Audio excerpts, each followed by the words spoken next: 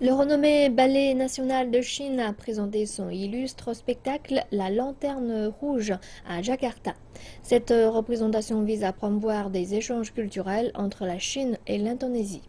L'Indonésie cherche encore à diversifier sa scène artistique et ce spectacle est une parfaite opportunité pour introduire le ballet à des spectateurs de tous âges et de tous les horizons dans ce pays. Reportage de notre correspondante Silkira Alouwalia. C'est un mariage entre la culture chinoise et le ballet classique dans ce spectacle, empreint d'élégants mouvements et de musique traditionnelle.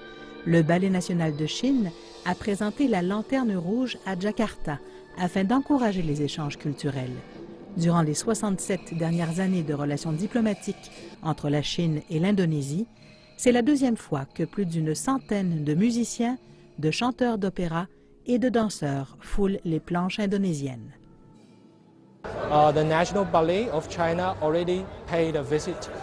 Le Ballet national de Chine a rendu visite à l'Indonésie il y a 20 ans. En revenant aujourd'hui, il répète l'histoire et ravive ce type d'échange culturel. History and it's a rejuvenation of this kind of cultural exchanges. Inspiré du film du même nom et acclamé mondialement par la critique, le spectacle a récolté de nombreux prix et plusieurs nominations ces 10 dernières années. Créé en 2001 par une équipe de chorégraphes, de compositeurs et de scénaristes, le spectacle marie le jeu d'ombre, l'opéra de Beijing et certains aspects de la culture chinoise à l'opulence du ballet occidental. Depuis sa création, la Lanterne Rouge a été jouée dans plus de 400 représentations partout à travers le monde. Même si l'Indonésie compte de nombreuses écoles de ballet, l'art de la scène n'y est pas aussi poussé qu'en Chine. Le pays espère encore y ajouter un entraînement professionnel qui introduira de nouvelles techniques qui permettront de distinguer leurs danseurs de ceux d'autres pays. Et en invitant les maîtres du ballet provenant de l'étranger, les apprentis danseurs pourront propulser leur talent à un niveau supérieur. Juliana Tanjo a fondé la Société de danse indonésienne afin de faire briller les arts de la scène à travers le pays. Plusieurs hommes craignent que le ballet est trop féminin pour pouvoir en profiter. Notre but est de les éduquer et de sensibiliser le public en général au fait que le ballet peut être apprécié par tous, hommes et femmes, de tous âges, jeunes et vieux.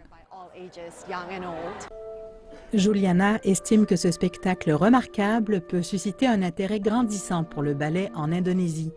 Elle espère aussi inspirer des chorégraphes pour que ceux-ci incluent des éléments culturels dans leur danse contemporaine. L'Indonésie est très chanceuse de pouvoir compter autant de variétés dans ses danses traditionnelles et au fil des ans. J'ai vu des chorégraphes combiner des éléments de la tradition indonésienne à la danse contemporaine et au ballet. Si nous travaillons dans cette direction, je crois que nous pourrons aussi compter sur l'appui de grands danseurs. Nous avons de bons concepts et de bonnes idées. Nous, les Indonésiennes, pouvons avoir un style unique de ballet.